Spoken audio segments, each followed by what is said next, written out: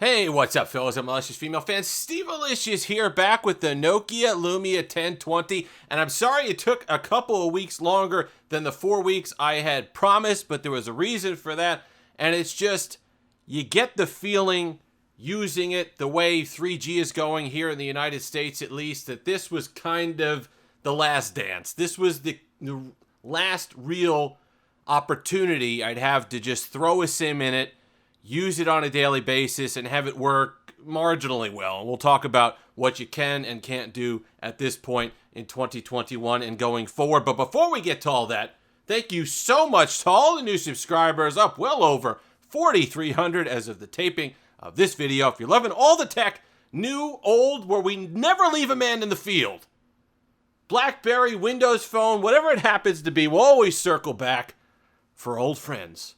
Go ahead and give that subscribe button a tussle. It certainly means a lot to me. So, the first big obstacle, let's leave, because the rest of the world really isn't dealing with the 3G issue we're dealing with here in the United States. Thankfully, the one that I have is my original one from 2013. So it's AT&T, and I got it through AT&T. So it's an AT&T branded one. So I was able to throw a SIM in it, and it worked no problem whatsoever. After February of next year, no idea. It's not on the supported list. Maybe it'll work because it's an AT&T phone. I have no idea. But for the most part, the rest of the world should still be okay with this because not a lot of other countries are getting rid of their 2 and 3G. So let's leave that aside for now. But the problems with this device go a lot deeper than that when we're talking about functionality in 2021. I know what people are going to say. Just force Windows 10 on it. I didn't really want to do that. You lose some functionality. I forget exactly what you lose, but you do lose a few things. I think you lose a camera feature in there as well. And I'd rather let this phone retire with dignity than go ahead and try to smash Windows 10 on there just for my own reasons to kind of keep it going. I think there are other options. You know, the Lumia 830 is still going to be supported, as we smacked Smokey there for a second, or Pip, or I don't know who it is. Stormy. One of them. The Nokia Lumia 830 still supported on AT&T, the 950. So there are some options for Windows Phone going forward. So I would rather let this guy retire with dignity. But let's talk about usability.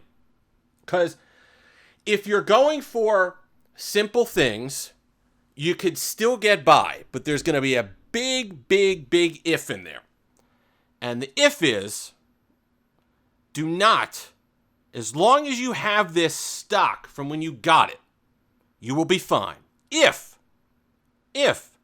you reset your device or you somehow log out of a lot of these things I'm going to talk about, that's it, you're done.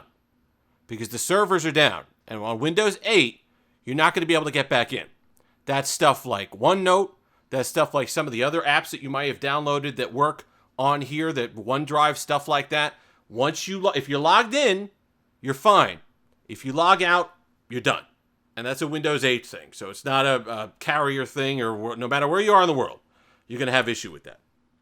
If you are still logged in, like I am, lucky enough to be, this is still a great phone to use. And I understand the one thing that you're going to get back to is Twitter and WhatsApp. And I don't have a solution for that at this point because the browser is just not supported. It's just too old. But if you can get by with some of the things we talk about, you could still have an enjoyable experience on your Lumia 1020 in 2021. The first part, I'm going to take this off screen for a second because it shows phone numbers. The first thing is just the texting experience and the keyboard experience, which for my money, and I've said this before, and a lot of you know this, if you ever used a Windows phone, nobody has to tell you this. For my money, the best on-screen keyboard that ever existed. The implementation, the fact that nobody has tried to emulate this implementation of an on-screen keyboard, to me, blows me away. The spacing, this is not the most gigantic screen in the world. I think it's 4.5 inches, if I remember correctly. Maybe a tad over that, but I think 4.5. And you would think it's a 6-inch display with the way you're able to just easily glide, type, nice and big, taking up a lot of the screen. So it would take up more screen real estate. As long as I can see what I'm typing, I'm good with that. And you can always move it back down if you need to, or whatever the case is. But I just love the bottom here where you can attach stuff at a single button. Then you got the text to speech, speech to text, and add another contact and stuff. And just, it was a really great experience, and you can still get media messaging, at least temporarily here in the United States, through AT&T. If it's an AT&T branded phone, you can still do stuff with that, so you're not missing out on multimedia, sending pictures to friends and all the rest of it. You still have an enjoyable experience there. And speaking of pictures, it's the camera. I'm going to put up some shots here and understand what is going on here. The first two shots I'm going to show are nighttime shots, dusk. Okay, so not complete pitch black, but not the best light in the world. And this camera system doesn't have the advantages of today's camera system. There's not a whole heck of a lot of computational photography going on here. Whatever the lens and the sensor are able to pick up with light, that's what it's working with for the most part.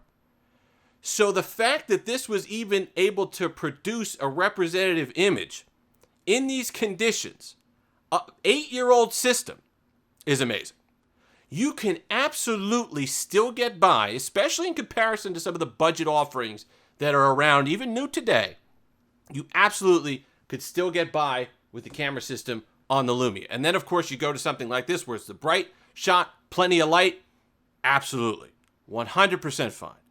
It's a great shot, and you'll have no issues whatsoever. So the fact that it still has that going for it in the plus column, not just mediocre, but in the plus column, is something that's really special for something this old. And it still makes it viable on a day-to-day basis. You don't feel like you're going out there with a potato taking important images, because as long as you have the lighting, you're going to do okay. Turn-by-turn direction, navigation, believe it or not, worked just fine. It was the Here Maps, okay? And the first thing, when I logged into Here Maps, it shocked me because there was actually a map update. It was a small one, a couple megabytes, but the maps are updated to where you could use it. And turn-by-turn navigation, I intentionally went the wrong way. All right, I went a different way than what it told me a few times. Even when I could have followed it and been fine. I wanted to see how quickly it adjusted to what I was doing. Adjusted just fine. Snappy, good on short turns. You know, when you have to do the one turn and then right away the other turn, still works. Was absolutely phenomenal. It didn't burn through battery life. It wasn't. I thought maybe if I used it on a short drive, it was about a 40-minute drive, and it chewed through about 20%. So listen, not the greatest in the world. Keep it plugged in. But compared to a lot of phones, if you're using turn-by-turn navigation, you're burning through 50% of your battery life, especially when it heats up and the performance goes down. So turn-by-turn was shocked that it still worked just fine. Email, you're going to have no issue. You could set up your accounts. You could set up your Gmail. I was able to set up Gmail, send accounts. Outlook, of course, you're going to have no issue. Hotmail, or whatever it is at this point. You'll still be able to send emails. And with that on-screen keyboard, you're getting one of the better experiences. Absolutely no problem. The other thing, look, as far as social media is concerned, I'm going to pull this up here. You're still relying on that app scope. I'll leave the link in the description. I've talked about it before.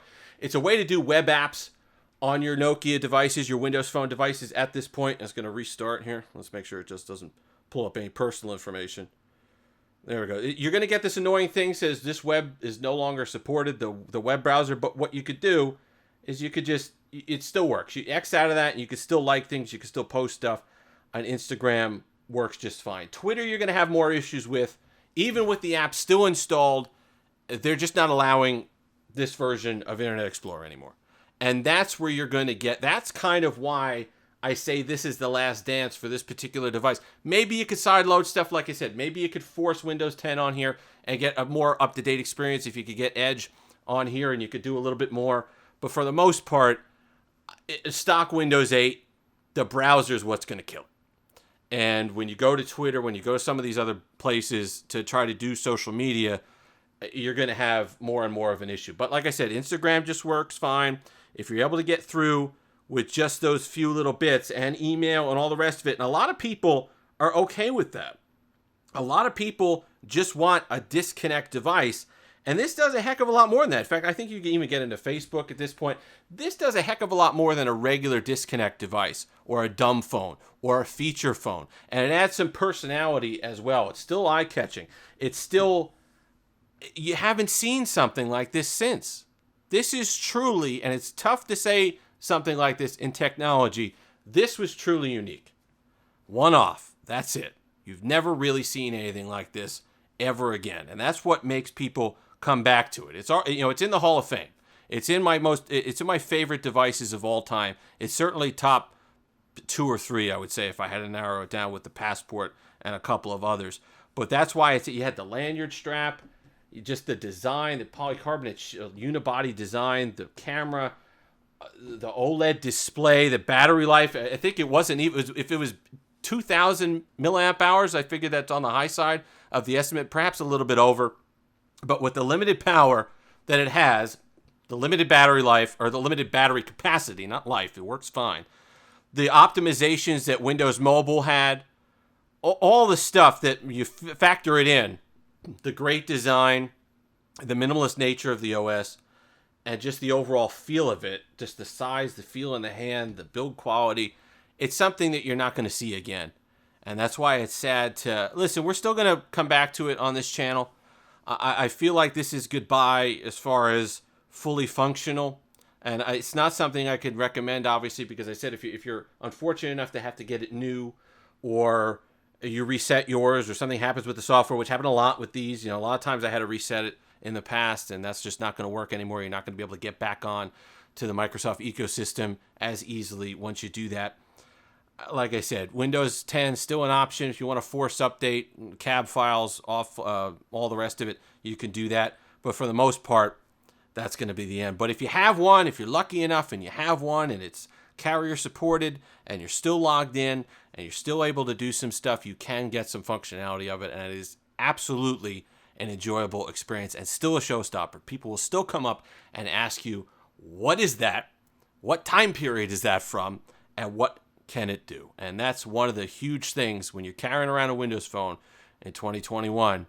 You still get that charge, that jolt, that excitement of just carrying around a cool piece of tech that on a lot of today's smartphones you don't necessarily get. If you've made it this far, like, comment, subscribe, all that fun stuff. Until next time, have that Steve-alicious day.